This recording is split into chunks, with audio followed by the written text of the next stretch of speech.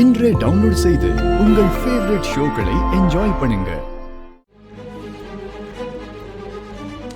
Pass பண்ணுங்க sir. அது நம்ம டிரைவர் ஆச்சு. Yes ma'am. இவருக்கு இங்க என்ன வேலை? அதுதான் எனக்கும் புரியல மேம். ப்ளே பண்ணுங்க.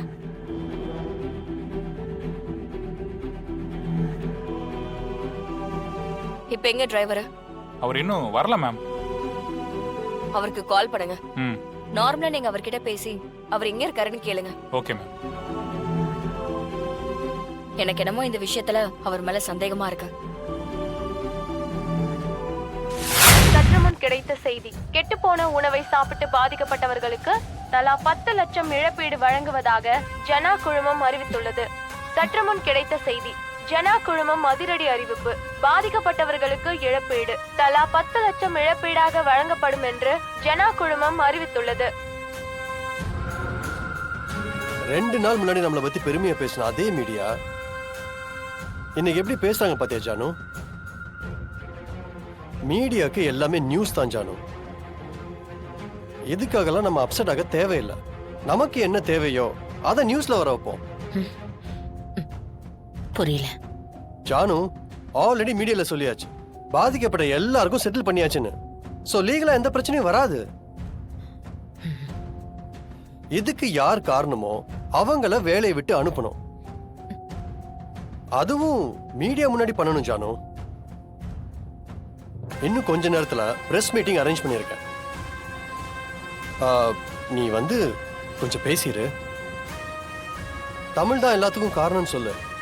அவளுக்கு தண்டனை வாங்கி கொடுப்போம்னு சொல்லிடு.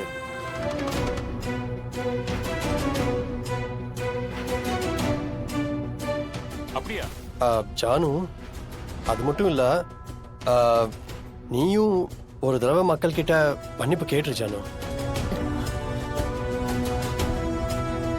மன்னிப்பா? வேற வழி இல்லை ஜானு. டேமேஜ் ஆனா நம்ம பேரை இப்படி பண்ணாதான் காப்பாத்திக்க முடியும். ஆமா ஆமா, இரு இரு. ஒரு நிமிஷம் கூப்பிடுறேன். நீங்க எங்க மேடம்? இங்க ஏன்னா இப்படி பண்ணீங்க?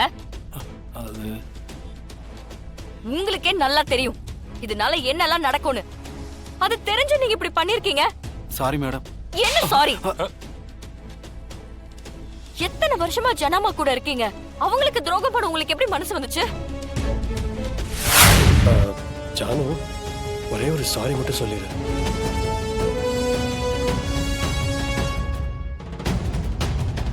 நடந்தது பெரிய தப்புதான். அதுக்கு ஜனாமா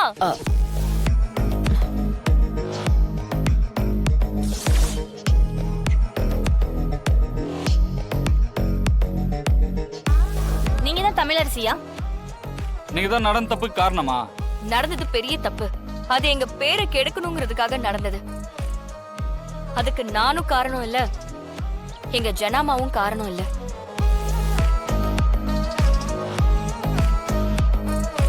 இப்ப என்ன புதுசா ஒரு டிராமா பண்றீங்களா? எல்லாரும் என்ன மன்னிச்சிருங்க. நான் தான் பணத்துக்கு ஆசைப்பட்டு போட்டி ஹோட்டல்காரங்க சொன்னதை செஞ்சுட்டேன்.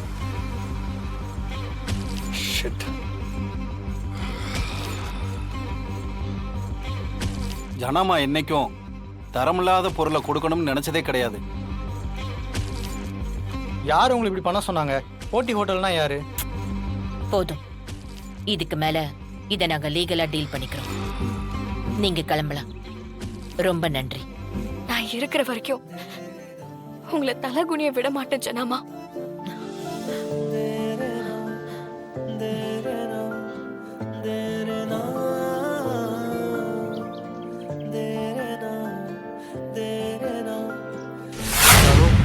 என்ன எதுக்கு வர சொன்ன?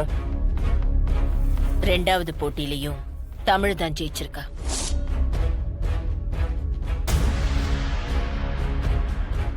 அத சொல்லதான் வர சொன்னேன்.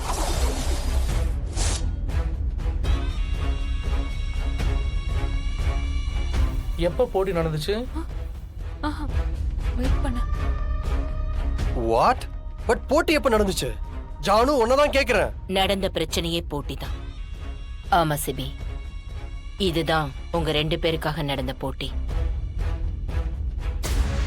ஒரு பிரச்சனைன்னு வந்தா யாரு எப்படி சமாளிக்கிறீங்கன்னு பார்க்க நினைச்சேன்.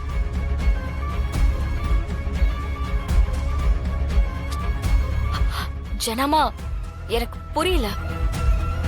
பாஸ்கர், இதோ வரமா.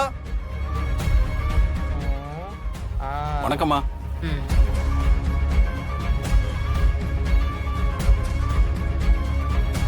பாஸ்கர நான் 20 வருஷமா பார்த்துட்டு இருக்கேன்.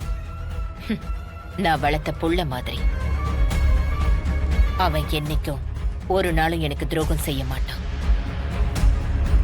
அத்தை, இப்ப நீங்க என்ன சொல்ல வர்றீங்க? இந்த பிரச்சனையை உருவாக்குனதே நான் தான்.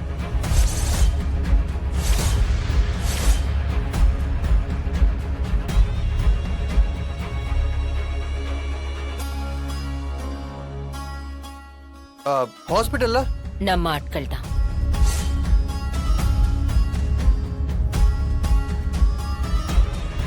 இதெல்லாம் போங்க உங்களுக்கு தெரியலையா?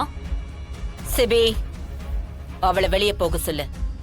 என்ன போக சொல்லுன்னு சொன்னேன். வா வா. நான் அப்படி என்ன தப்பு பண்ண? இப்படி ஒரு பிரச்சனை ஆனா எல்லாரும் பண்றத நானும் பண்ணேன். அதுதான் தப்புன்னு சொல்றேன். எல்லாரும் பண்றது வேற. ஆனா ஜனா ஃபுட்ஸ்ல இப்படி ஒரு தப்பு நடந்திருக்காதுன்னு நீ நம்பியிருக்கணும். அதுக்கு இந்த பிசினஸ பத்தி உனக்கு தெரிஞ்சிருக்கணும். ஆனா நீ என்ன பண்ண? அவசரமா ஒட்டு தையல் போட்டு பிரச்சனைய மூடி மறைக்க பார்த்த. அதுக்கு நஷ்ட ஈடா வாரி வழங்கி மீடியாவை வாய் அடைக்க வச்ச. நீ எப்ப நஷ்ட ஈடு கொடுக்கறதுக்கு ரெடியானியோ அப்பவே நம்ம மேல தப்பு இருக்கிறத நீ ஒத்துக்கிட்ட மாதிரி ஆயிடுச்சு.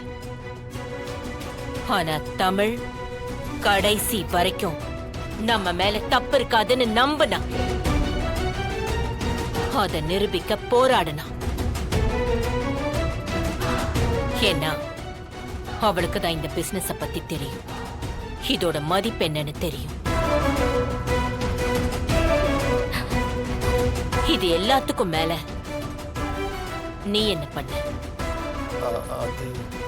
என்ன எல்லாருக்கும் முன்னாடியும் ரொம்ப ஈஸியா மன்னிப்பு கேட்க சொன்ன. ஏன்னா உனக்கு இந்த ஜனகாம்பாள் யாருன்னு இன்னும் புரியல. செஞ்ச தப்புக்கு மன்னிப்பு கேட்க மாட்டேன்னு நிக்கிறவ நான் இல்ல. ஆனா எந்த விஷயத்திலையும் நான் சறுக்க மாட்டேன், எந்த சூழ்நிலையிலையும் நான் தப்பு பண்ண மாட்டேன்னு உனக்கு தெரிஞ்சிருக்கணும்.